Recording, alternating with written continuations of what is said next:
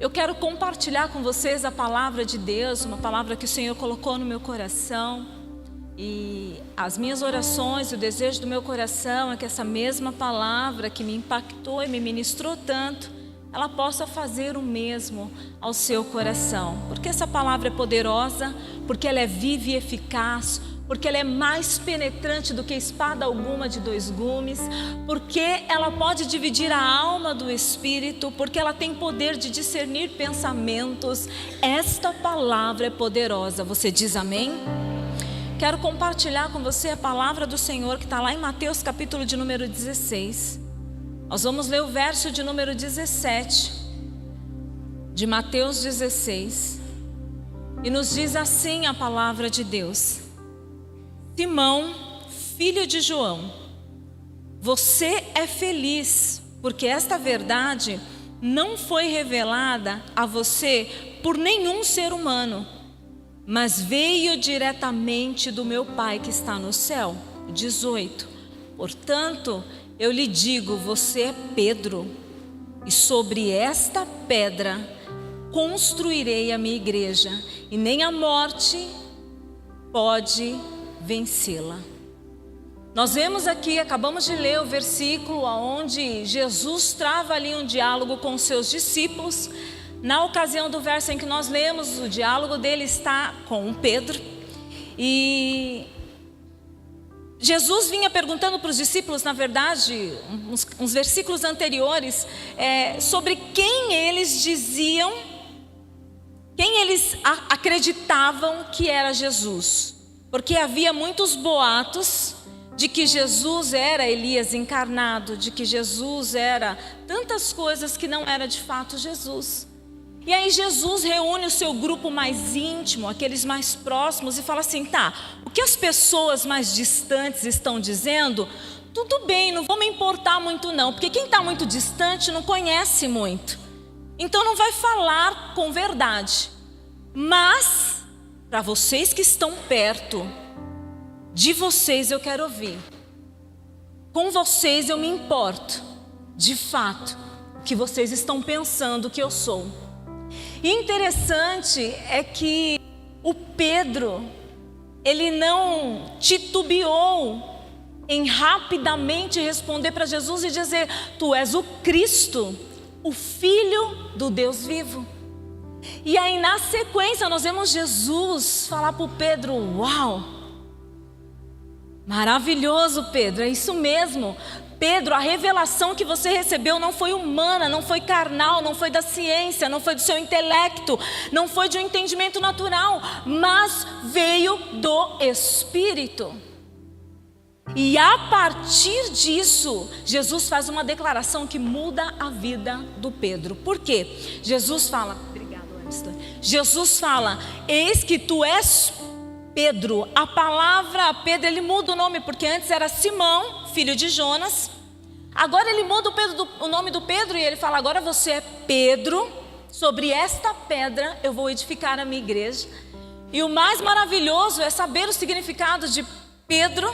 Aí a gente vai buscar no original. O original diz que Pedro é Petros, que quer dizer pedra, fragmentos da rocha. Quem é a rocha, irmãos? Jesus é a rocha. Jesus naquele momento fala algo maravilhoso para o Pedro. Ele fala assim: eis que você é Pedro, e agora dentro de você há fragmentos de mim. Dentro de você há porções que te identifica comigo. E é a partir disso que Jesus declara que sobre esse Pedro, com fragmentos de Jesus, as portas do inferno não vai prevalecer, ou a morte não vai prevalecer. Maravilhoso quando nós lemos esse texto, porque nós entendemos quem realmente nós somos em Deus. Deus falou para o Pedro, através da pessoa de Jesus: você é a igreja. Aplicando para os nossos dias, quem é a igreja? Nós, eu e você, somos a igreja de Deus. E as portas do inferno só não vai prevalecer contra mim e você se tiver fragmentos de Cristo em mim e em você. É tão maravilhoso isso que quando nós vamos lá para Efésios, Paulo fala um pouquinho sobre essa pedra, sobre esse fragmento que é Cristo e a importância dele numa construção, a importância dele para embasar algo que vai persistir, vai perdurar por todo o tempo necessário. Efésios capítulo de número 2, verso de número 20, o Paulo fala assim: vocês são como um edifício e estão construídos sobre o alicerce que os apóstolos e os profetas colocaram. Aí eu gostaria que vocês lessem depois do ponto final. E a pedra...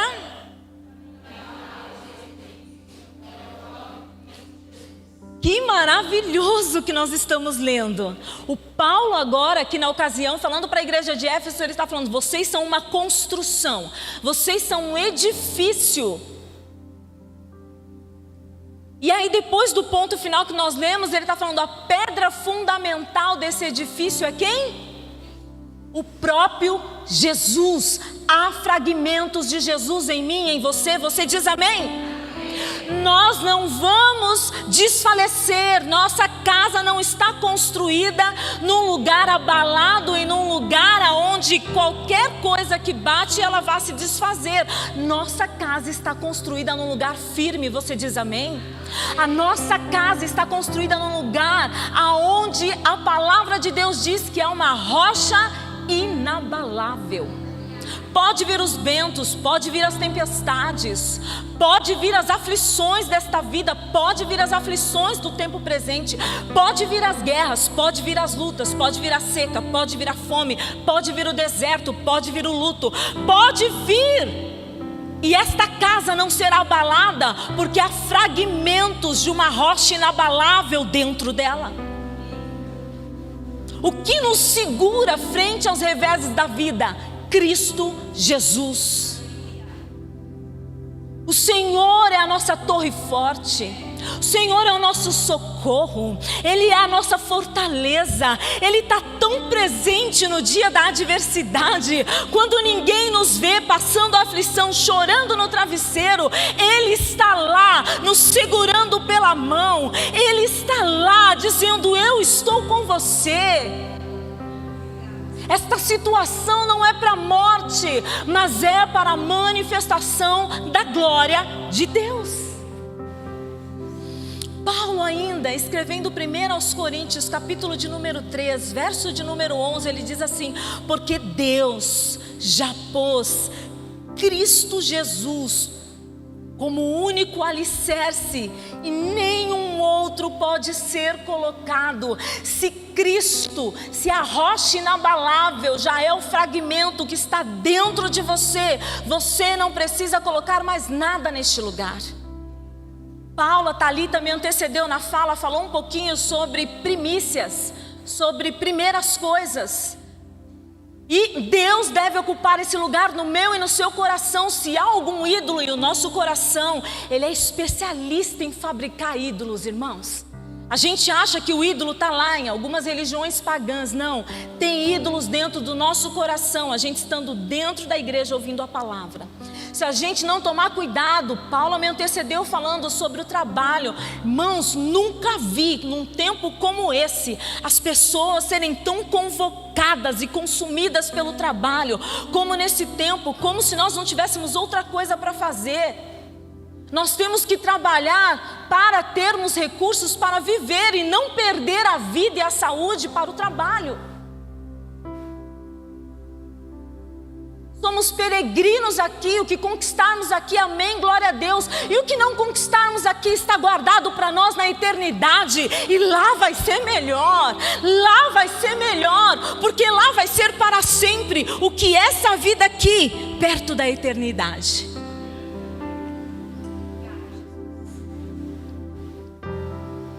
Colossenses capítulo de número 1, verso de número 18, Paulo também escrevendo à igreja, ainda sobre o tema que estamos falando, ele diz assim: Ele é o cabeça do corpo, que é a igreja. Quem é a igreja aqui?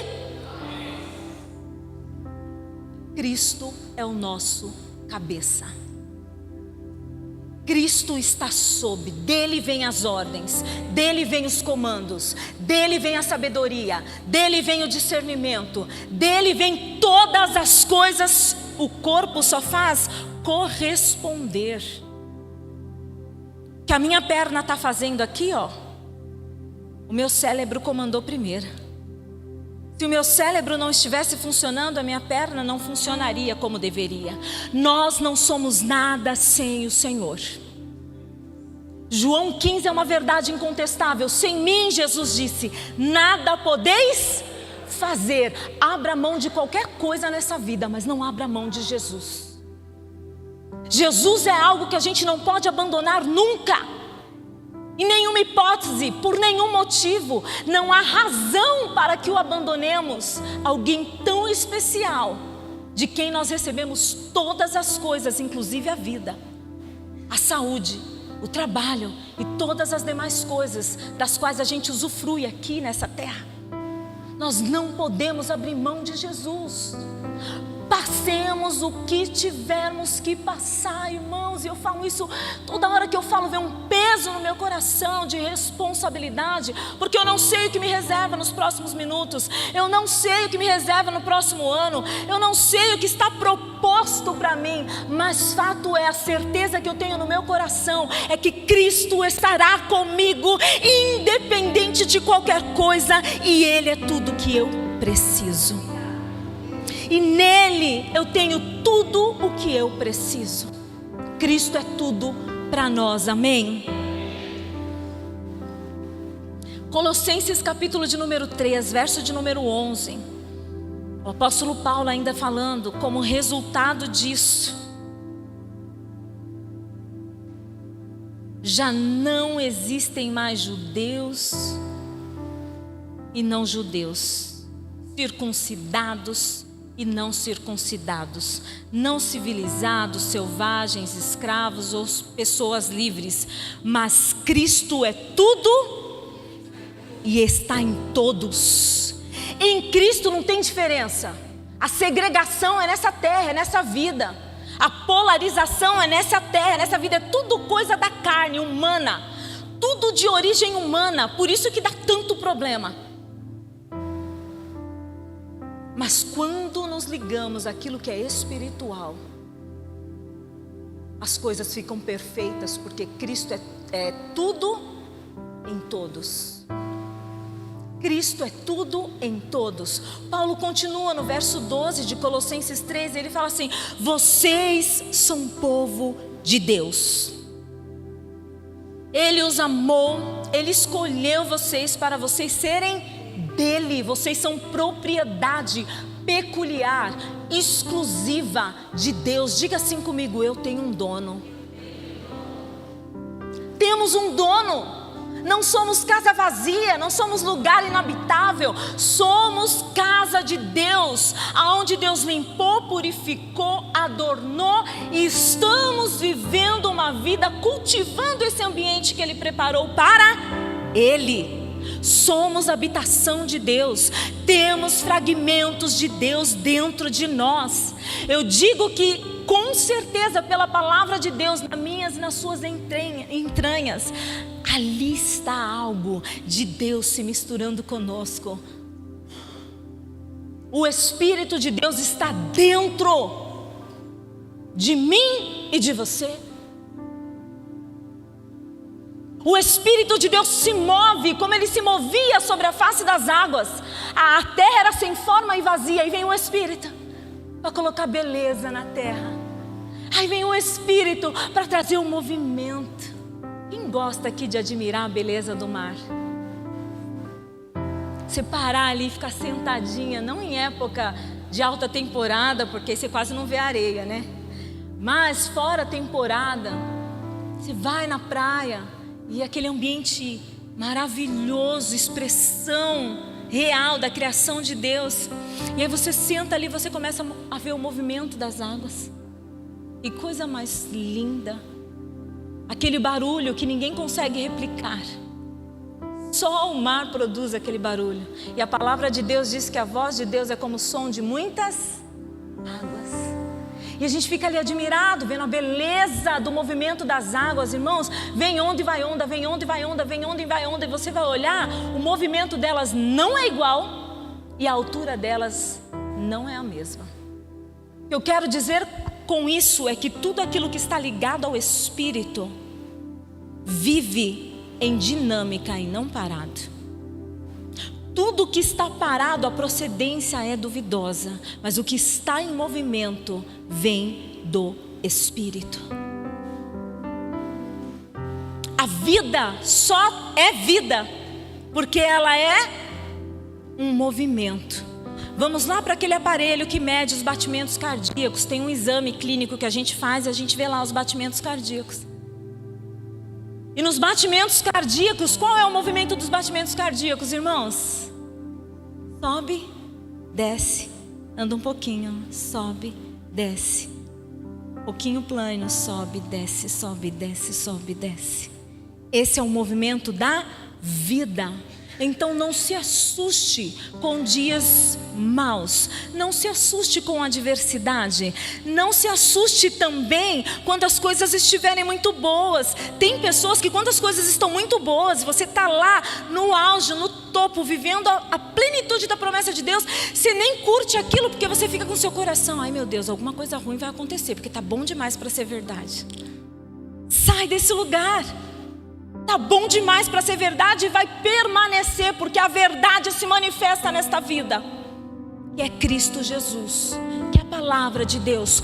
Curte quando estiver no auge, mas curte também quando estiver no baixo. É um movimento da vida, todas as coisas estão cooperando. Está tudo contribuindo, irmãos. E aí, aqui eu já caminho para o desenvolvimento da nossa mensagem, onde eu quero falar sobre o principal propósito da igreja. Nós vimos nas cartas que lemos que nós somos a igreja de Cristo e que tem fragmentos de Cristo e que Cristo está dentro de nós. Sim ou não? Qual o propósito dessa igreja? Jesus não faria isso simplesmente para a gente ficar, todos cheios assim, nos sentindo talvez a última bolacha do pacote. Ele não faria isso para nós plenamente ficarmos vaidosos. Há um propósito pela qual o Espírito de Deus habita em nós. Há um propósito pela qual nós estamos aqui nesta manhã. Há um propósito pela qual o Senhor nos chamou das trevas para a sua maravilhosa luz. Há um propósito de Deus que eu posso te afirmar, é maior do que a gente pensa, do que a gente sente. É tão grandioso que a gente não consegue imaginar. De tão grandioso. Qual é o propósito principal da igreja, irmãos? Manifestar o reino. E quando eu falo de manifestar o reino, é tornar isso conhecido de outros. Porque é bom demais para ficar só comigo e com você esse negócio. O céu é grandioso demais para que só eu e você vá para lá. Deus é tão lindo e tão amoroso que Ele quer o céu povoado de filhos. Mas para isso, nós que já temos essa verdade, precisamos manifestar o reino de Deus. E aí a pergunta que não quer se calar é: como se manifesta o reino de Deus? Como se manifesta essa vontade de Deus cumprindo Mateus 6, a oração que Jesus fez? Venha a nós o teu reino. E aí Jesus, no outro discurso, fala para os discípulos: o reino dos céus não está aqui, não está ali, o reino dos céus está dentro. Deus tem uma coisa, estar dentro da gente. Ele poderia escolher tantos outros lugares, não é mesmo? E Ele escolheu essa habitação. A minha, Ele nem tem muito espaço, 1,5 metro Ele tem aqui para trafegar. Ele é tão grande, acho que 1,5 metro é o dedo dele. Mas estou aqui, sou casa. Ele decidiu me amar, me escolher. E eu estou grata por isso. Eu não sei o quanto dele cabe em mim, mas tudo que couber eu quero. Tudo dele que couber em mim é mais do que bem-vindo. Se ele precisar esvaziar absolutamente tudo para que sobre ainda mais espaço, que assim seja. Amém. Precisamos estar disponíveis para Deus. Precisamos estar permitir que Ele tire algumas coisas para sobrar ainda mais espaço, para que Ele nos encha mais dEle, porque nos importa mais de Deus e menos de nós, mais das Tuas vontades e promessas do que as nossas vontades e o nosso querer. Mais de Deus e menos de nós. Como nós vamos manifestar esse reino? Primeiro, diga assim comigo, amando. E aí, lá em Hebreus capítulo de número 12, o escritor da carta, ele vai nos dizer como ele quer que nós amemos. E a Bíblia é maravilhosa, ela corta a gente de um ponto a outro. A palavra de Deus, ela é cirúrgica, é isso que eu quero dizer. Sabe aquele bisturi preciso, que vai exatamente no lugar que precisa ser mexido, cortado? A palavra de Deus é poderosa. E Hebreus 12 fala algo glorioso para nós. Verso de número 9 diz assim: que o amor de vocês não seja fingido. Eu pensei que estava aqui.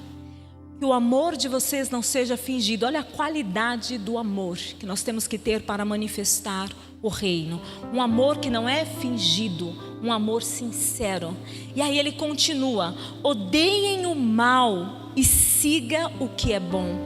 Verso 10: amem uns aos outros com o amor de irmãos em Cristo e se esforcem para tratar todos com respeito. O que eu acho maravilhoso é que a Bíblia não oculta de nós algumas coisas. Por exemplo, quando o escritor da carta aos Hebreus nos manda nos esforçar para respeitar todos, é que alguns vai ser difícil respeitar. Não vai ser fácil respeitar todos. É fácil respeitar quem está perto, é fácil respeitar quem eu amo, é fácil respeitar algumas pessoas, mas não é fácil respeitar todo mundo. Só que o conselho bíblico para nós é: se esforcem, porque o Espírito está dentro, e pelo Espírito, aquilo que eu e você não somos capazes de produzir, pelo Espírito nós produzimos. Então se esforcem para respeitar todo mundo. 14, peça que Deus os abençoe. Peça que Deus abençoe aqueles que perseguem vocês. Sim, ele continua, peçam que Ele abençoe e não amaldiçoe. A igreja que manifesta o reino não ama com fingimento. A igreja que manifesta o reino ama por decisão até quem vos persegue. Irmãos, a nossa geração e tudo que a gente ouve aí fora é que nós devemos amar aquilo que nos é conveniente.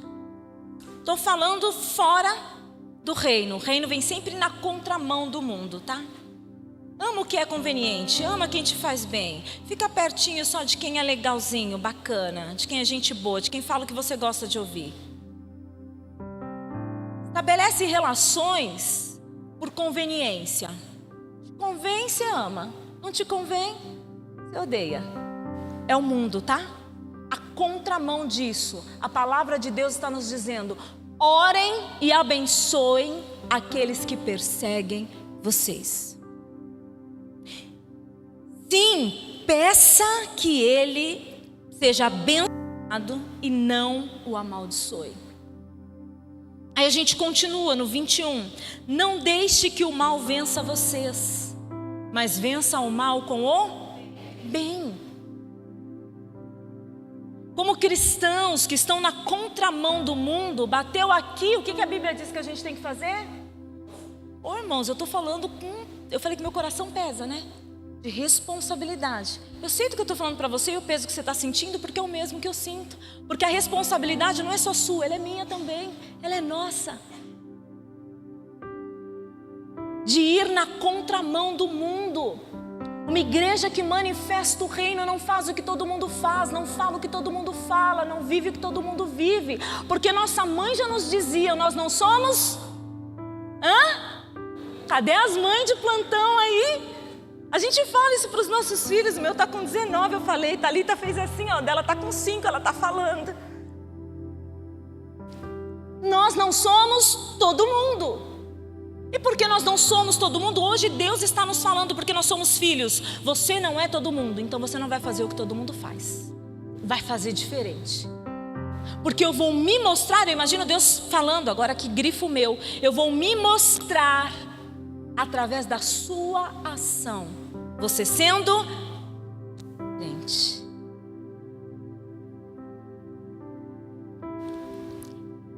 E para nós cumprirmos esse nível de amor que o escritor de Hebreus pede para nós precisamos exercitar diuturnamente, não é nem diariamente, tá? Diuturnamente a prática do perdão.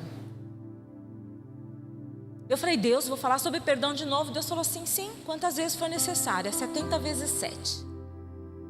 Mateus fala só 70 vezes 7, o Lucas vai um pouquinho mais profundo, ele fala 70 vezes 7 ao dia. Eu falei, desmaiei. 70 vezes 7 ao dia nós temos que perdoar. E porque a nossa natureza humana, carnal, caída do pecado, ela não quer perdoar, se faz necessário nós ouvirmos do Espírito, da nossa natureza espiritual, de que temos que perdoar. Perdoar é assumir o prejuízo. E o maior beneficiado com a liberação do perdão sou eu e você mesmo. 70 vezes 7 quer dizer 490 vezes por dia. O perdão, o que Jesus quis dizer com isso? Que o perdão deve ser ilimitado. Quantas vezes for necessário, dureza, né? Não, vamos ser honestos. Vamos conversar de verdade. Dureza, fácil, não é. Mas pelo Espírito é possível. Colossenses capítulo de número 3 ainda, o apóstolo Paulo falando sobre essa questão do perdão. Lá no 13 ele diz assim para nós: não fiquem irritados uns com os outros, mas perdoe uns aos outros, caso alguém tenha alguma queixa contra outra pessoa. Assim como o Senhor perdoou vocês, perdoem uns. Se todos os dias nós pecarmos e todos os dias nós somos à presença de Deus com o coração arrependido, quebrantado e pedir perdão, o que Deus vai fazer conosco? Nos perdoar. Que mais? Nos acolher em amor de novo. Que mais? Ele não vai lançar na nossa cara aquilo que a gente fez. Que mais? As promessas vão permanecer de pé, porque Ele não está dando porque eu mereço. Ele está dando porque Ele decidiu me amar. Então Ele não dá e pega de volta. Se fosse por merecimento, isso de fato aconteceria. Deus estava o tempo todo me dando e tomando, me dando e tomando, me dando e tomando, porque eu não mereço. Estou toda hora errando. Mas não é por merecimento, é por graça, é favor que eu não mereço. E aí Deus está nos dizendo, do mesmo jeito que eu faço esse movimento em direção a você, você precisa fazer o mesmo movimento em direção àqueles que te ofendem. Irmãos, essa questão do perdão é uma coisa tão espiritual. Uma vez nós estávamos ministrando individualmente uma pessoa, e a pessoa estava convicta de que ela estava certa e tinha razão. E a Bíblia não diz que a gente tem que perdoar quando a gente só quando a gente tem a razão. É quando tem e quando não tem também. É perdoar independente.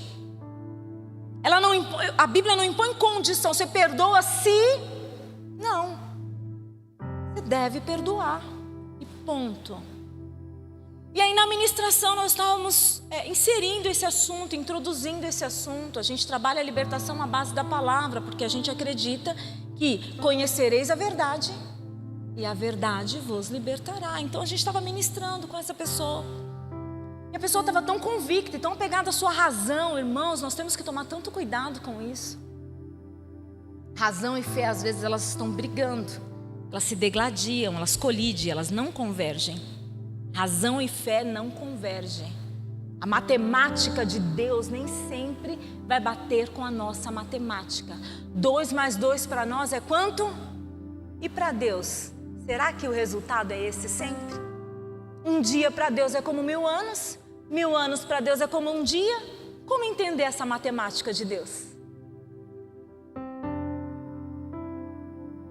E no momento em que a pessoa, apegada ainda à sua razão, fala assim, estou com a razão, não estou com vontade de perdoar, mas estou perturbado com os pensamentos da ofensa que me causou, está me atormentando. Eu decido e dei um suspiro. Na hora que ela ia liberar o perdão, gente, isso é tão profundo e tão espiritual. O demônio se apoderou da fala da pessoa. A pessoa endemoniou. E o demônio falava na boca dela, ele não vai perdoar nada. Ele não vai perdoar ninguém. Nós expulsamos o demônio. Tentamos repetir o processo com a pessoa. Foi assim umas 3 vezes, até que a pessoa conseguiu vencer aquela resistência espiritual. Que estava encontrando legalidade na vida dela. Porque ela não estava convicta de que ela deveria liberar perdão. Depois da 3ª vez que eu acho que a pessoa se convenceu da importância apesar do prejuízo que ela tomou. Porque perdão é assumir prejuízo. O demônio não se apossou mais da pessoa. A pessoa liberou perdão, chorou, se quebrantou diante de Deus.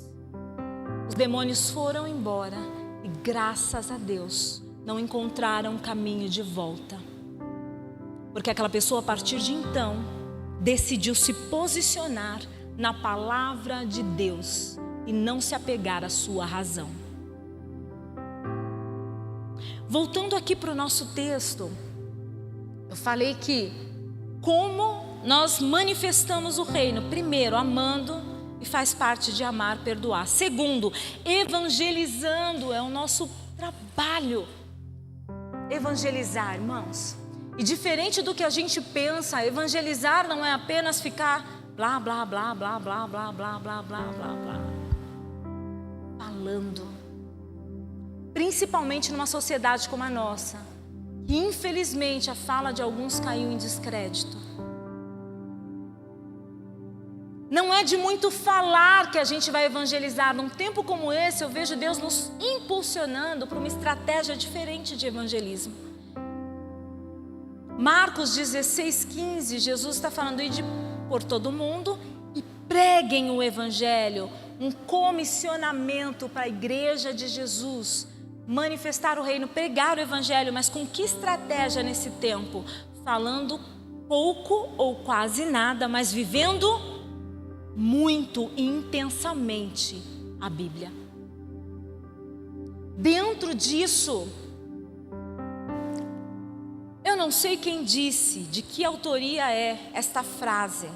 A internet divide opiniões quando eu fui pesquisar, mas a frase é interessante e eu quero compartilhar com você. Diria que a princípio de autor desconhecido, porque eu não sei de fato de quem é a fonte. Mas a frase diz assim: viva o evangelho. E em todo tempo, se necessário, use palavras. Viva o evangelho e, se necessário, use palavras. Essa deve ser a nossa pregação. É viver o evangelho aonde nós estivermos. Nós não somos crentes de domingo, nós não somos crentes apenas dentro da igreja, nós não somos crente apenas... Ser crente não é uma roupa que eu visto e eu tiro, eu coloco e eu tiro. Ser crente, eu estou falando de ser, estou falando de essência. Eu sou e eu não tenho como negar isso. A palavra de Deus, a porção da qual eu já conheço, está dentro de mim, é inegável isso. É mais forte do que eu, tenho que falar mais alto nas minhas ações do que nas minhas palavras. Terceiro ponto. Então eu falei que nós precisamos... Deixa eu recapitular com você. Amar, e faz parte do amor, perdoar. Nós precisamos evangelizar. E terceiro e último ponto, nós precisamos formar discípulos. Marcos também, capítulo de número 16, verso de número 12. O verso de número 15 diz assim: 12, perdão. Ide por todo mundo. Falei errado, né, Jaque? Vou me achar aqui. É o 16:15, Jaque. Ide por todo mundo. Ide, o ir é um comissionamento para evangelizar, e depois ele fala, ir para fazer o quê? Discípulos. Aqueles a quem você evangelizar, você vai treinar para ser um seguidor de Jesus. Isso é ser discípulo, é alguém treinado para ser um seguidor de Jesus. O discípulo, diferente da multidão, seguia Jesus de perto. Você vai treinar alguém e conduzir essa pessoa a um relacionamento de intimidade com Jesus, para caminhar você e essa pessoa com Jesus de perto. Porque eu abri a mensagem falando que só conhece quem está perto. Jó, passando um momento intenso da sua vida, ele disse, antes eu te conhecia de ouvir, mas os meus olhos agora te veem. Interessante que essa declaração do Jó é no meio de uma prova, irmãos, que eu não queria estar na pele dele. No meio da tempestade, no meio do calor da provação, Jó fala, agora os meus olhos te veem. E ser discípulo, irmãos, para discipular, para atender o comissionamento discipular, eu preciso primeiro ser discípulo. Eu não posso discipular se eu não sou discípulo. Eu não vou ser um bom discipulador se eu não fui primeiro antes um bom discípulo. E faz parte da vida do discípulo a renúncia. O Billy Graham, ele escreveu uma frase sobre discipulado que para mim é uma máxima maravilhosa. Ele disse assim, ó, para fazer... não é isso, ele disse, a salvação é de graça, mas o discipulado custa tudo o que temos. Por que ele disse que para ser discípulo, para seguir Jesus de pertinho, vai nos custar tudo o que temos? Porque vai nos custar renúncia. E quem aqui quer renunciar? É gostoso renunciar? Me ajuda aí, porque eu estou me sentindo a única pessoa, vou me colocar para fora ali de tão... Vocês precisam me ajudar. É fácil renunciar ou é só para mim que é difícil? É difícil, irmãos. Mas Jesus disse lá em Lucas capítulo de número 9, verso de número 23, se alguém quiser ser o meu seguidor, que se esqueça dos seus próprios interesses e esteja pronto cada dia para morrer como eu vou morrer, e me acompanhe. Jesus falou assim, você quer ser discípulo, quer me seguir de pertinho? Esteja pronto para esquecer os seus próprios interesses. Abre mão dos seus ideais de vida, porque nem sempre os nossos ideais estão de acordo com os ideais de Deus, gente, vamos ser honestos. Às vezes eu estou querendo algo que Deus não está me dando por amor, porque o que eu quero não é compatível com a vontade dEle para mim. O que eu quero vai me servir por algumas horas, anos. O que Deus quer para mim é para a eternidade. Se alguém quer ser meu seguidor de perto, esqueça os seus próprios interesses, esteja pronto para cada dia morrer, como eu vou morrer, e me acompanhe. E aí eu quero concluir, peço para que você se coloque de pé, com 1 Pedro, capítulo de número 4. Um seguidor de Jesus que está disposto a renunciar. Pedro fala sobre o que nós temos também que renunciar. 1 Pedro 4, verso 2. Eu gostaria que lêssemos juntos, na conta do 3. 1, 2, 3. Então, de agora em diante, vivam o resto da sua vida aqui na terra, de acordo com a vontade de Deus, e não se deixe dominar pelas paixões humanas. Verso 3. No passado, vocês já gastaram bastante tempo fazendo o que os pagãos gostam de fazer. Naquele tempo, vocês viviam na imoralidade, nos desejos carnais, nas bebedeiras, nas orgias, na embriaguez e na nojenta adoração a ídolos. Essas são as coisas, mantenha o 3, Jaque, por favor, que um discípulo de Jesus precisa abrir mão. Um discípulo de Jesus precisa abrir mão de adoração a ídolos. E aqui para nós não cabe mais imagem, porque isso para nós está claro e escancarado de que imagem não deve ser adorada. Mas nós temos que estar dispostos a abrir mão de tudo aquilo que a gente colocou no nosso coração que não é Deus, no lugar de Deus. Filho, marido, trabalho, família, casa, bens e tantas outras coisas. São coisas lícitas, mas que nós colocamos no lugar errado dentro de nós. Mateus 6,33: buscai primeiro e as demais coisas. Busca primeiro o reino. Quando a gente faz esse movimento, a gente descarta a possibilidade de ter ídolo no nosso coração, porque a gente está buscando primeiro o reino, o que realmente importa. Mantenha o 3, Jaque, por favor. Nós temos que abrir mão, como discípulos de Jesus, renunciar aos nossos desejos carnais, às bebedeiras, às orgias, à embriaguez. Eu acrescento, Paulo escrevendo a Timóteo, a mentira, o egoísmo. Nos últimos dias sobrevirão tempos trabalhosos, em que os homens serão amantes de si mesmo, egoísmo, olhando para o seu próprio umbigo, a idolatria sobre si mesmo, suas próprias vontades.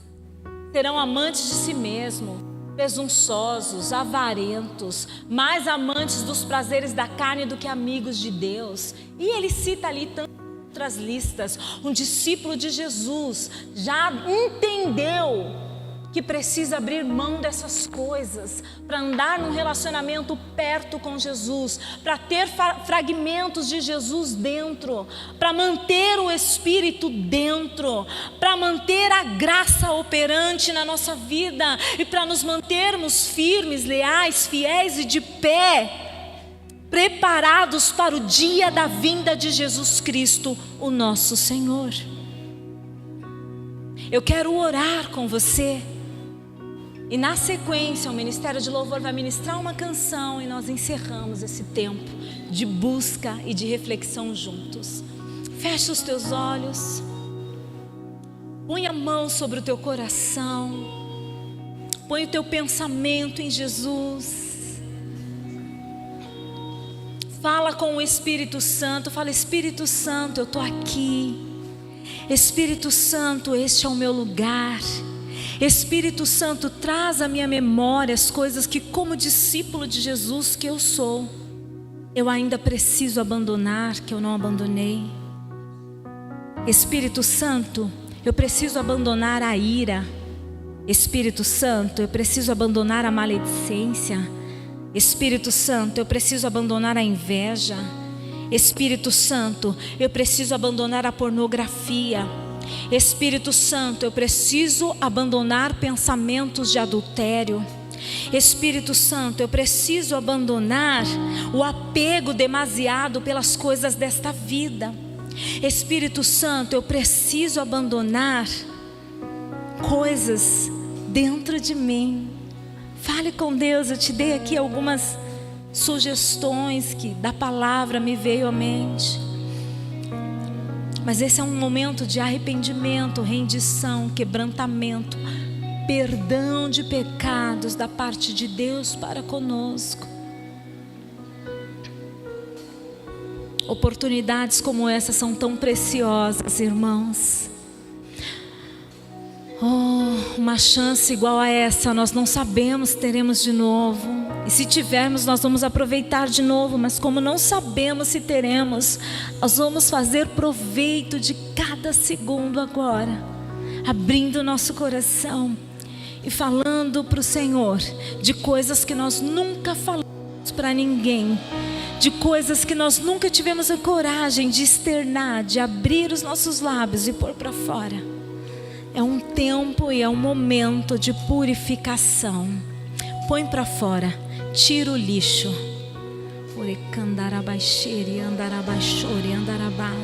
Põe para fora o que entulha você. Se você precisa liberar alguém, agora é a hora. Libera perdão, declara, fala assim: Jesus, neste momento eu libero perdão para fulano. me causou prejuízos, me trouxe dores, me desapontou, me traiu a confiança, me desesperançou, mas eu decido liberar perdão, porque eu conheço a tua palavra.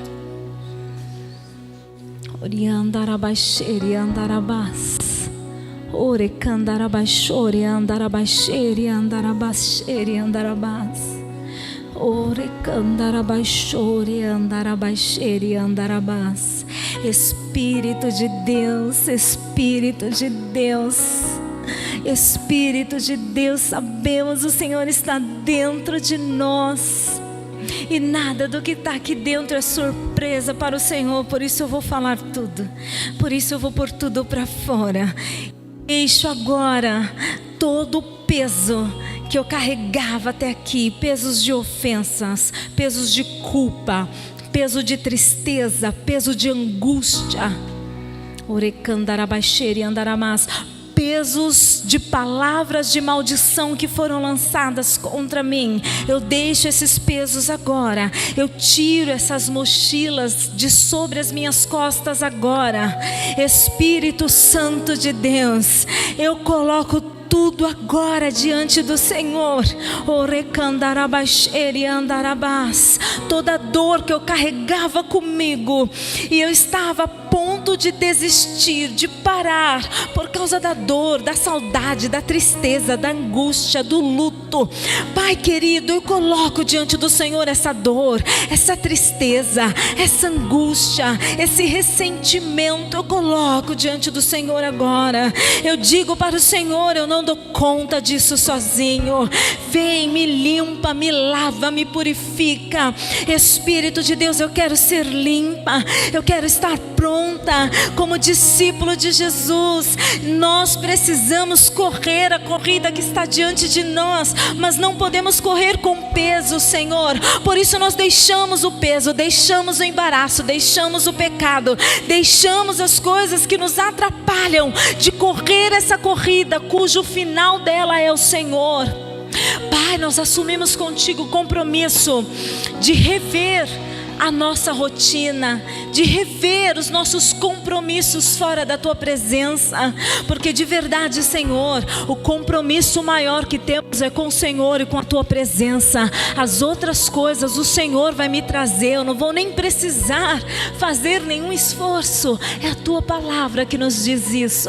Declaramos, Pai, sobre a tua igreja, sobre nós como teu povo, Senhor, uma manhã de libertação. Declaramos, Pai, em nome de Jesus, o teu Espírito agora, ó Deus, ajusta as coisas dentro de nós, e o Senhor é agora reposicionado para o teu lugar. Toma o teu lugar nas nossas vidas, toma o teu lugar no nosso coração. Todo ídolo eu já removi, todo ídolo eu já tirei. Pai, essa cadeira de autoridade, de comando, de governo no meu coração, ela é tua. Governa todas as coisas.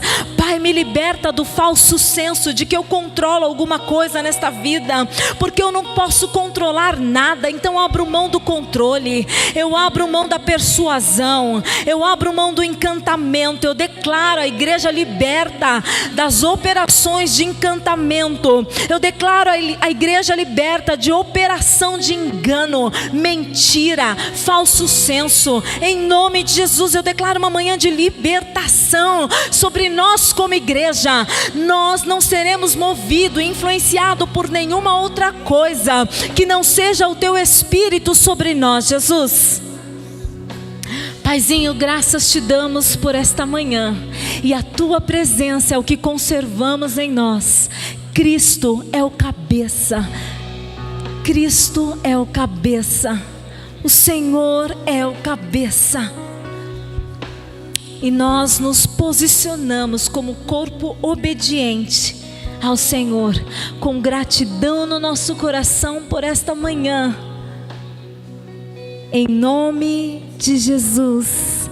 Amém e amém, Jesus. Vamos aplaudir Jesus bem forte. Aleluia. Dá glória a Deus, grita bem alto: Jesus, eu te amo. Ah, se não fosse o Senhor, obrigada pela libertação que o Senhor conquistou para mim. Hoje eu sou livre. Nós vamos celebrar